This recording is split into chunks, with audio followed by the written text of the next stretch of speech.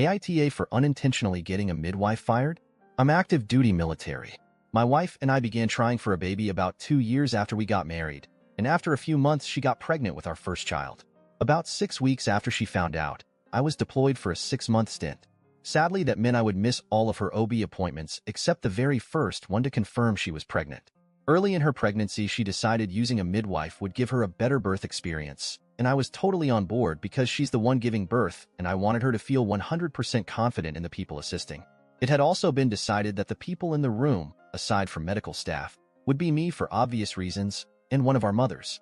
My mom lives about an hour by car from the base I'm stationed at, while her mom lives a 4-hour plane ride away.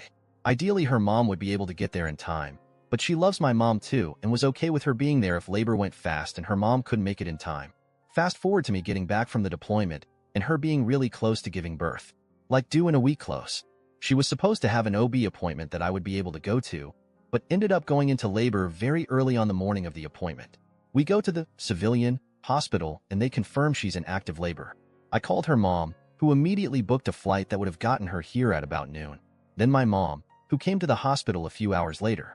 A while later, the midwife comes in to see my wife and was rude from the start. My wife told her I was back from deployment and she calmed down a little, but was still clearly not happy I was in the room. Especially once I started cracking jokes to try to distract my wife from the pain of the contractions. Then the midwife glared at me and told me to take this seriously and have respect for my wife while she's in pain.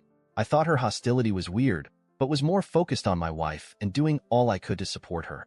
As it got closer to noon, my wife was almost 9 centimeters dilated, and so I decided not to go pick up her mom from the airport and had her take a cab instead, so I wouldn't have to leave for over an hour to drive to the airport.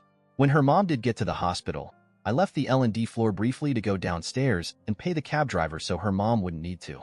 As the cab is pulling up, I got a call from my mom telling me the OB and midwife were there and the baby was coming fast. Of course, I rushed back up there after tossing some cash to the cab driver, so her mom and I could be there for the birth. When I got back to the L&D floor, my mom was in the waiting room since she had to step out to make the phone call and also knew she would be waiting outside. I used the intercom to ask to be let back in, and to my surprise, I was denied entry. They said they had an order to not let me or anyone in to see my wife. That was really confusing, so I asked why, and was just told I wouldn't be let in and not to tie them up on the intercom or security would be called. So the three of us waited outside, since my wife didn't answer her phone as she was actively pushing our baby out. Well over 2 hours later, she was able to call me back and asked where I had been. I told her the hospital staff wouldn't let me in, but I had been in the waiting room trying to get answers for almost 2.5 hours. Long story short, it was the midwife who told the desk staff that I wasn't to be let back in.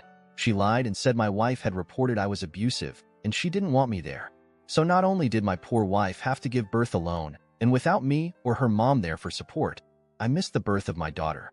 It meant a lot to me to be there to see my baby come into the world because I missed so much of the pregnancy, and that was ripped away from me because this awful woman didn't like that I never showed up to a single appointment the entire pregnancy, despite being told by my wife that I was deployed. So, with my wife's support, I filed a formal complaint about the midwife, and she ended up getting fired by the OB's office. My wife is naturally on my side, but some of our friends have said I was wrong to make such a big deal out of it and taking away the woman's livelihood. Was I the age for reporting her, which caused her to lose her job?